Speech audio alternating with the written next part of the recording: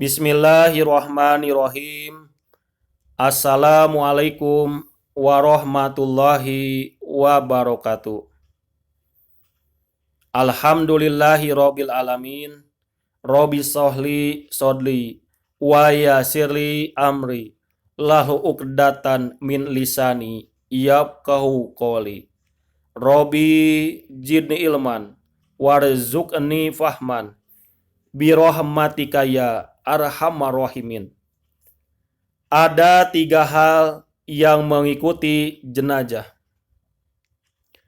An Anas radhiyallahu anhu an Rasulullah sallallahu alaihi wasallam qala yatba'ul mayyit salasa ahluhu wa maluhu wa amaluhu fayarji'u sanani wa yabqa wa ahidun yarji'u ahluhu wa maluhu wa yabqa amaluhu. Muttafaq alaih. Dari Anas radhiyallahu anhu, dari Rasulullah shallallahu alaihi wasallam, sabdanya,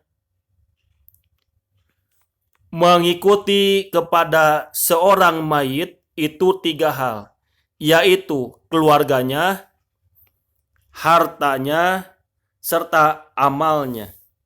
Kemudian kembalilah yang 2 macam dan tertinggallah yang 1. Kembalilah keluarga serta hartanya dan tertinggallah amalnya. Muttafaq alaih.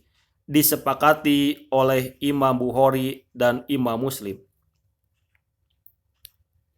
Pelajaran yang terdapat dalam hadis: 1. Anak Adam mesti memiliki keluarga yang selalu bergaul dengan dirinya. Harta sebagai bekal hidupnya. 2 sahabat ini selalu menyertainya dan suatu saat akan berpisah dengannya. 2.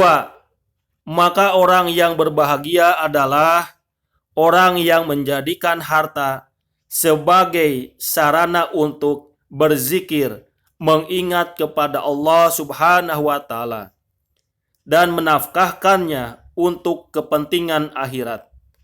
Dan dia mengambil harta itu sebatas kebutuhan yang bisa menyampaikannya untuk kehidupan akhirat. Dia mencari istri yang solehah yang bisa menjaga keimanannya. 3. Adapun orang yang menjadikan harta dan keluarga yang menyibukkannya sehingga melalaikan Allah Subhanahu wa Ta'ala, maka dia termasuk orang yang merugi. 4.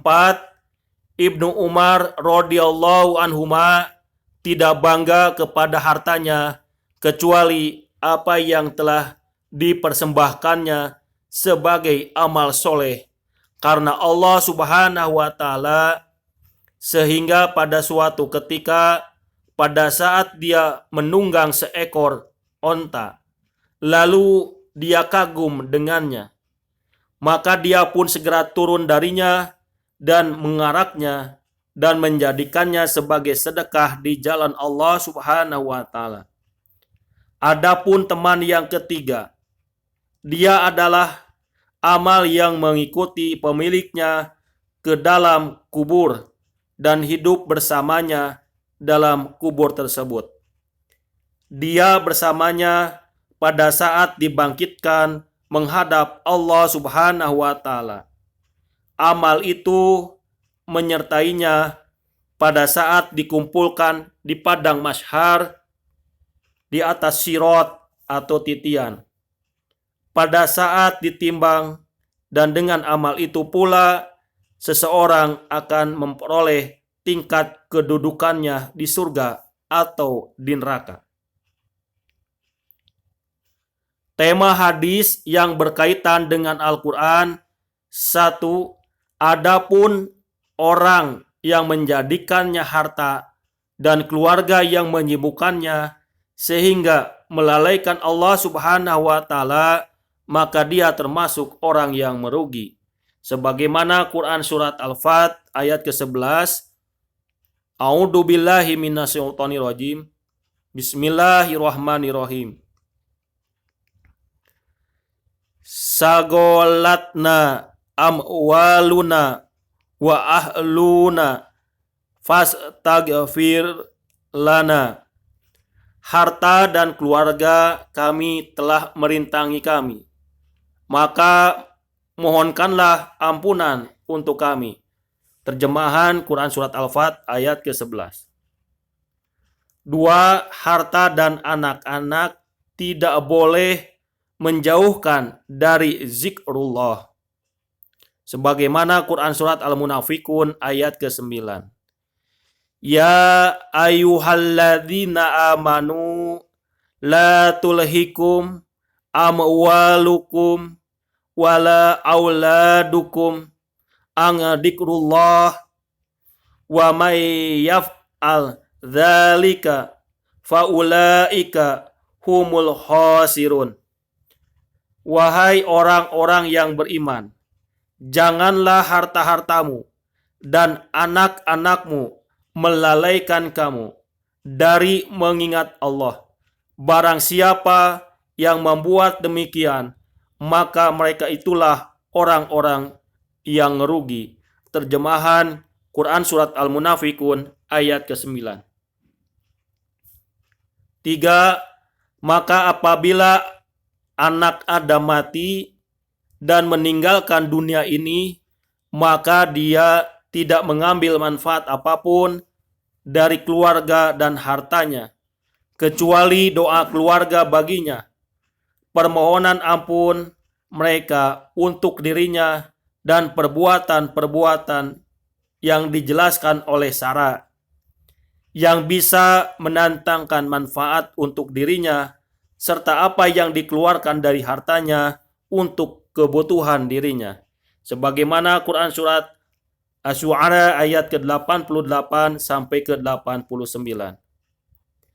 Yauma la yanfa'u malun wala banuna illa man atallaha biqalbi salim. Yaitu di hari di mana harta dan anak-anak laki-laki tidak berguna, kecuali orang-orang yang menghadap Allah dengan hati yang bersih. Terjemahan Quran surat Asy-Syu'ara ayat ke-88 sampai ke-89. 4. Waspadai keluarga itu ada yang menjadi musuh bagimu. Sebagaimana Quran surat At-Taghabun ayat ke-14. Ya ayyuhalladzina amanu inna min ajwajikum wa auladikum aduwallakum fahdaruhum. Wahai orang-orang yang beriman, sesungguhnya di antara istri-istrimu dan anak-anakmu ada yang menjadi musuh bagimu. Quran surat At-Taghabun ayat ke-14.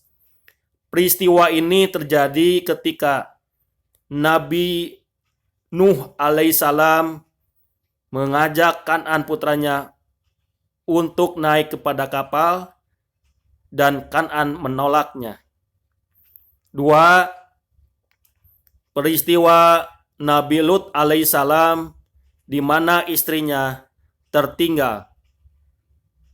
Shadaqallahul adzim. Sami'na wa ata'na ghufranaka rabbana wa alaikal masir. Shadaqallahul adzim.